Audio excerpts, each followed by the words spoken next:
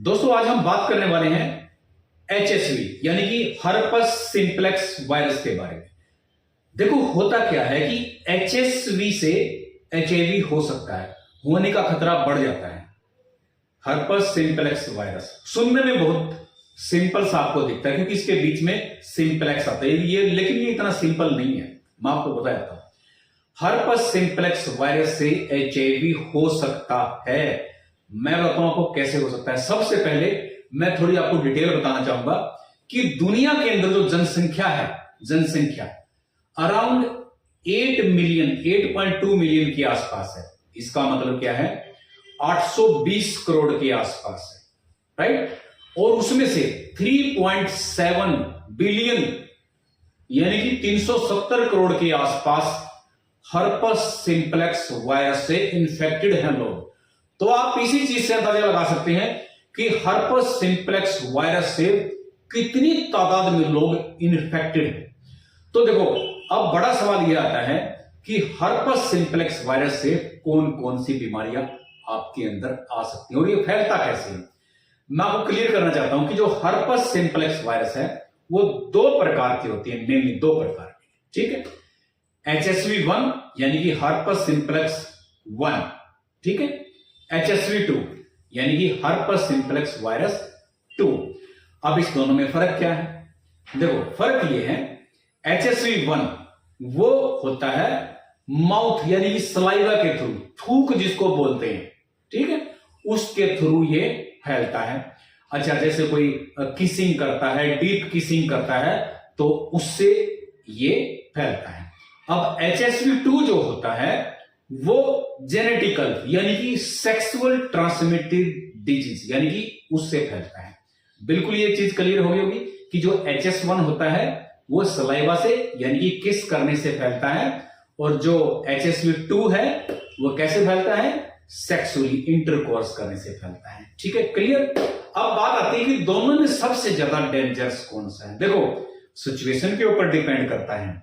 HSV1 क्या होता है, वैसे तो ये दोनों ही वायरस लगभग जैसे मैंने बताया कि 3.7 बिलियन लोगों के अंदर होते हैं। शुरू में जो लक्षण आते हैं, थोड़े थोड़े लक्षण आते हैं, ब्लिस्टर वगैरह बनते हैं। HSV1 के अंदर क्या है, ब्लिस्टर बनेंगे। HSV1 के जो लक्षण है, ब्लिस्टर मीन्स जैसे मुंह के ऊपर छोटे छोटे बहुत सारे दाने से बनेंगे, और शरीर के ऊपर जैसे इसको स्किन डिजीज बोलते हैं, ठीक है।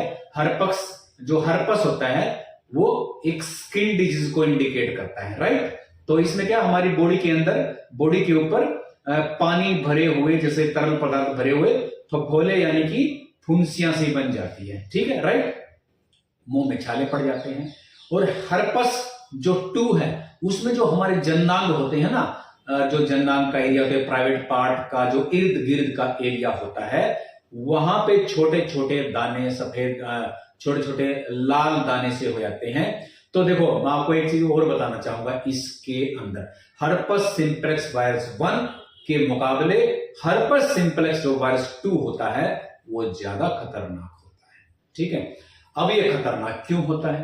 खतरनाक इसलिए होता है कि जैसे हर्पस सिंप्लेक्स वायरस 1, ठीक है, 1 सलाइवा से फैलता है, बिल्कुल क्लियर, और 2 किससे फैलता है, इंटरकोर्स करने से। जिस प्रकार एचआईवी जो होता है वो सलाइवा के द्वारा फैलने के चांसेस ना के बराबर होते हैं। एचआईवी की बात मैंने करी है कि सलाइवा के द्वारा एचआईवी फैलने के चांसेस बहुत कम होते हैं, क्योंकि उसके अंदर वायरल लोड यानी कि वायरस तो होता है लेकिन टेस्ट करेंगे तो अनडिटेक्टेबल आएगा, यानी कि उस मात्रा में नहीं होता कि एचआईवी दूसरे के अंदर ट्रांसमिट हो सके। तो ऐसे ही ओरल तरीके से एचआईवी होने के चांसेस, जैसे HSV जिसको है HSV1, उस तरीके से HIV1 होने के चांसेस कम होते हैं, राइट। HSV1 तो हो जाता है और वो लाइफ टाइम होता है। HSV1 और HSV2 इसका कोई इलाज नहीं है। मैं आपको इलाज मतलब कि कोई क्योर नहीं है। इलाज तो है, इलाज मतलब ट्रीटमेंट तो है, इसको कंट्रोल किया जा सकता है, लेकिन इसका क्योर नहीं है। पूरी उम्र आपके शरीर के अंदर रहता है, ठीक है। जिस प्रकार एक होता है ना वेरिसेला जोस्टर वायरस, जैसे चिकन पॉक्स जिसको बोलते हैं, ठीक है, चिकन पॉक्स का जो वायरस होता है जिसको वेरिसेला जोस्टर वायरस बोलते हैं, वो पूरी जिंदगी भर आपके शरीर के अंदर होता है। और जब भी उसको कोई अपॉर्चुनिटी मिलती है, अनुकूल वातावरण मिलता है, 50 साल के बाद वो सिंगल्स नाम के डिजीज में बदल जाता है। अब देखो, चिकन पॉक्स जब निकलता है ना, जैसे बॉडी के ऊपर निकलता है, जिसको माता बोलते हैं, तो वो निकलती है तो फफोले होते हैं ना, तो हर्पक्स जो वायरस होता है वो भी इसी से रिलेटेड होता है। ठीक है, हर्पस स्किन से रिलेटेड होता है। तो फिर क्या होता है कि जो हर्पस सिंप्लेक्स वेरिसेला जो जोस्टर वायरस होता है वो शरीर के अंदर ही होता है। लेकिन 50 साल के बाद जब कोई अनुकूल वातावरण मिलता है, बॉडी की इम्यूनिटी कम होती है, तो सिंगल्स नाम के डिजीज में बदल जाता है। खारिश, इचिंग होती है। अमिताभ बच्चन की एड भी आती है कि जी सिंगल्स की वैक्सीन लगवाने से इसका बचाव हो जाता है। ठीक है, यानी कि कहने का मतलब है कि ये स्किन डिजीज है। ऐसे ही हर्पस सिंप्लेक्स जो वायरस होता है ये स्किन की डिजीज होती है। देखो, बहुत ज्यादा डेंजरस ये बच्चों के अंदर होता है, जो नेनेटल बोलते हैं ना, जो इन्फेंट यानी कि जो बच्चे जन्म लेते हैं उनके अंदर फैटल हो सकता है, यानी कि जानलेवा हो सकता है। इसीलिए महिलाओं के अंदर जो प्रेग्नेंट हो जाती हैं तो ये जो HSV हर्पस सिंप्लेक्स वायरस ये टेस्ट किया जाता है ताकि पता लगा जा सके, अगर इसका कोई इन्फेक्शन है तो भी इसको कंट्रोल किया जा सकता है। तो देखो, अब मैं आपको देखो 1 और 2 के बारे में कौन सा ज्यादा खतरनाक है बिल्कुल साफ साफ शब्दों में आपको बताना चाहता हूं। देखो, 2 इसलिए खतरनाक है क्योंकि वो इंटरकोर्स यानी कि सेक्सुअल ट्रांसमिटेड है। अब सेक्सुअल ट्रांसमिटेड होगा तो यहाँ पे जननांग वाला जो एरिया होता है वहां पे ब्लिस्टर्स वगैरह, फफोले वगैरह हो जाते हैं। और वहां पे जो टी सेल होते हैं ना, टी सेल, CD4 सेल, जो HIV के अंदर, देखो HIV का जो वायरस होता है वो टी सेल के अंदर आके बैठता है, यानी कि CD4 सेल के अंदर आके बैठता है। तो इसीलिए मैंने बताया कि HSV जो 2 होता है उस पेशेंट को HIV होने का खतरा ज्यादा होता है HSV 1 के मुकाबले। ठीक है, क्यों होता है? क्योंकि HSV 2 जिसको हो जाता है, जननांग के आसपास टी सेल की मात्रा बढ़ जाती है, CD4 सेल की मात्रा बढ़ जाती है। और जब भी आप किसी के साथ इंटरकोर्स करते हैं, मान लो उसका HIV का इन्फेक्शन है, मान लो, और आप सेफ्टी प्रयोग करते हैं, पूरी तरह करते हैं, और आपको HSV 2 है, तो फिर क्या HIV का वायरस उसके प्रति ज्यादा खिंचाव पैदा करता है। क्यों? एक तो वो नजदीक हो गया।